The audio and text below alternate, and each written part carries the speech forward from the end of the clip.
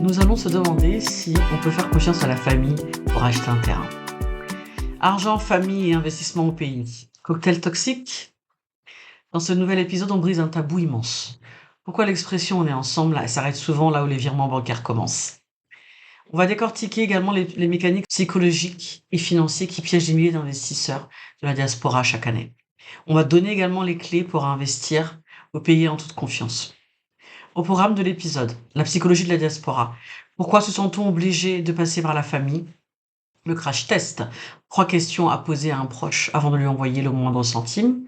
Et 3, le guide du blindage. Comment on conceptualise sans vexer? La psychologie de la diaspora. Pourquoi se sent-on obligé de passer par la famille? Il y a 3 éléments, 3 aspects à travailler. Lorsqu'on réussit à l'étranger, il y a souvent ce sentiment inconscient de culpabilité ou de redevabilité.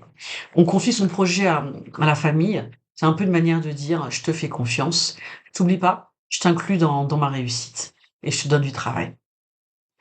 Il y a un raccourci également de la confiance. Plus le pays est loin, moins on connaît le marché local et on a peur de se faire arnaquer par des inconnus. Ironiquement, on se réfugie derrière, ceux qu'on connaît, derrière la famille, en se disant, naïvement peut-être: «Tonton Ignace, lui, il me ferait jamais ça».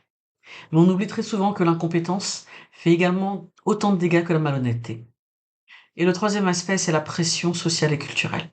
Dans beaucoup de cultures, ne pas faire confiance à la famille et passer par une agence immobilière pour régler une transaction, c'est un peu comme une insulte. C'est un peu considéré comme une insulte ou comme une rupture de solidarité. C'est la peur du «qu'en dira-t-on». Le crash test, 3 questions à poser et comment décoder les réponses. Avant d'envoyer le moindre centime, tu dois tester la solidité professionnelle de ton interlocuteur. Voici un script que tu peux utiliser en fonction des personnes, suivi de la grille de décodage des réactions. La question 1 à poser. Peux-tu m'envoyer des devis comparatifs écrits de 3 entrepreneurs d'ici vendredi? La réaction à vérifier. Si la réaction consiste en un flou artistique, du genre: «T'inquiète pas, je gère, je connais un gars très bien, fais-moi confiance, pas besoin de paperasse», alors là, s'il refuse de mettre les choses par écrit ou s'il s'énerve, c'est qu'il a aucune méthodologie. S'il n'y a pas d'écrit avant le projet, rassure-toi, il y en aura pas après.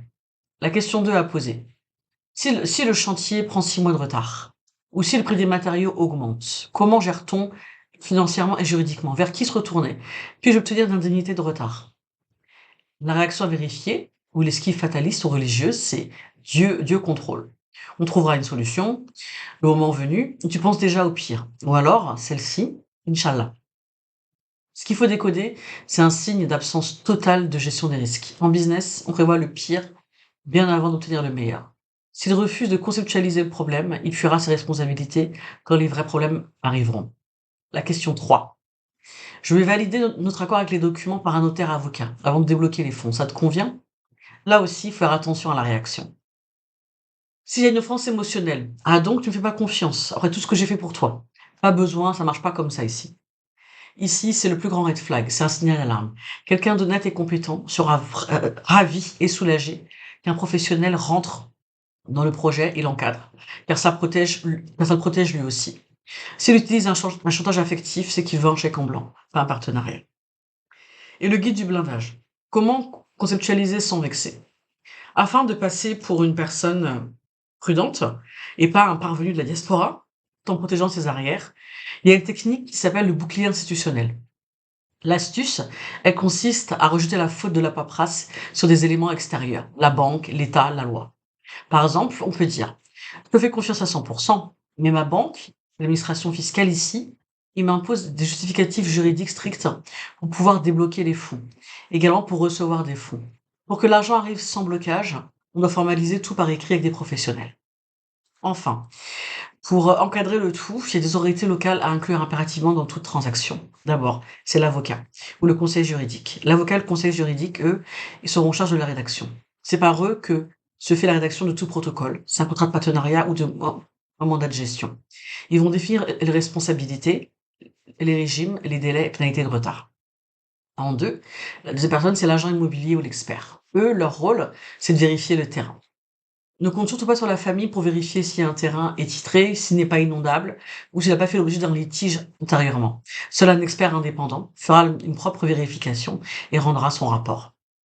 La troisième personne à utiliser, c'est le notaire. Le notaire, lui, son rôle, c'est l'authenticité et le séquestre. L'argent ne doit jamais circuler sur le compte personnel d'un tiers. Il doit être versé sur le compte séquestre d'un notaire, officiel lors de la transaction. Le notaire ne débloque pas les fonds à la famille, aux entrepreneurs, sans avoir un justificatif d'avancement des travaux. Enfin, la règle d'or. Rappelle-toi bien que blinder son projet, ce n'est pas douter de la famille, l'amour de la famille. C'est surtout s'assurer qu'on aura une famille à aimer à la fin du projet. Merci d'avoir suivi. À la prochaine épisode.